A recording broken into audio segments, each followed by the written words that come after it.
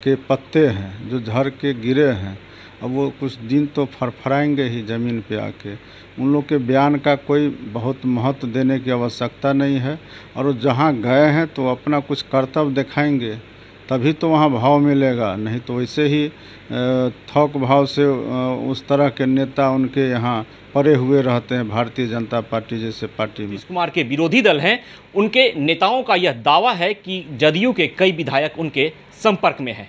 इसकी पुष्टि के लिए हमने संपर्क किया है बिहार सरकार में जदयू कोटे से आने वाले मंत्री मदन सहनी से। मंत्री जी, क्या कयास लगाया जा रहा है? क्या यह कयासों पर जो पुष्टि है वो जदयू करेगी? कहीं से भी इसमें सच्चाई नहीं है, ये 100% झूठ है, मनगढ़ंत है।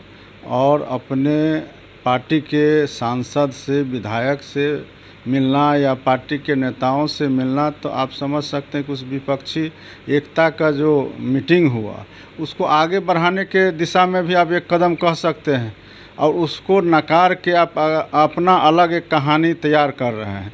इस कहानी में कोई दम नहीं है, और जो कहानी बनाने वाले लोग हैं उनको निराशा हाथ लगेगी। पूरी तरह से जनता दल और महागठबंधन एकजुट है, और माननीय मुख्यमंत्री श्री नीतीश कुमार जी के नेतृत्व में यह सरकार पूरी तरह से एकजुट है और अपना काम कर रही है।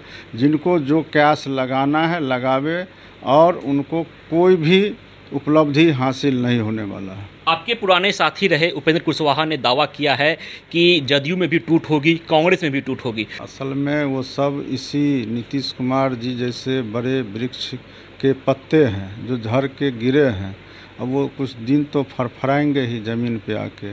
उन लोग के बयान का कोई बहुत महत्व देने की आवश्यकता नहीं है, और वो जहाँ गए हैं तो अपना कुछ कर्तव्य दिखाएंगे, तभी तो वहाँ भाव मिलेगा। नहीं तो वैसे ही थोक भाव से उस तरह के नेता उनके यहाँ पड़े हुए रहते हैं भारतीय जनता पार्टी जैसे पार्टी में।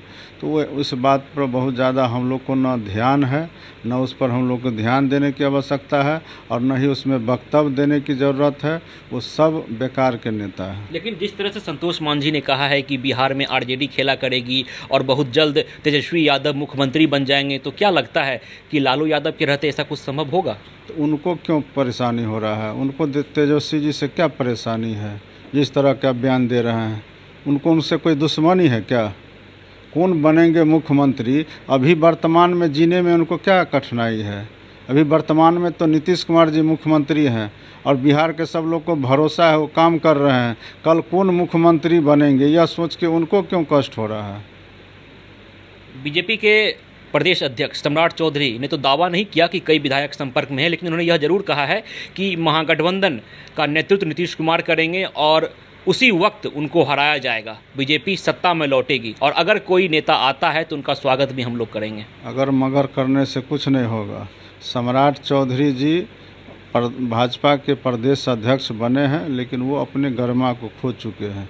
उनको जो शालीनता का परिचय देना चाहिए, और जिस पार्टी की वो बात करते हैं, सभ्यता संस्कृति की बात करते हैं, लेकिन उनके अंदर अब वो सब चीज़ धूमिल होता जा रहा है। पहले अपने गरिमा को बचावे, भाजपा को बचावे। भाजपा तो हम लोग समझते हैं कि अब देश में सत्ता खोने वाली है, वो लौट के नहीं आने वाली है।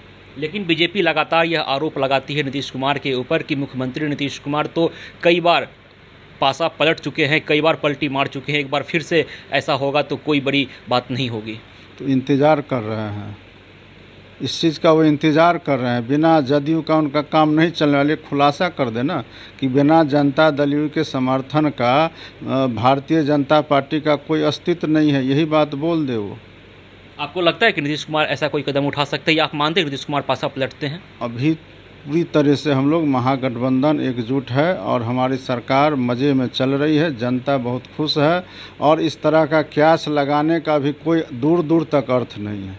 क्योंकि माफ कीजिएगा, महाराष्ट्र में देखा गया कि एनसीपी में टूट हो गई, तो अब यह कयास और तेज हो गया कि बिहार में भी टूट हो सकती है, क्योंकि विपक्षी दल की जो दूसरी बैठक होने वाली थी उसका भी समय अवधि बढ़ गया है। 20 साल में बहुत प्रदेश में, चाहे महाराष्ट्र हो या अन्य कई प्रदेश में, इस तरह की घटना घटी है।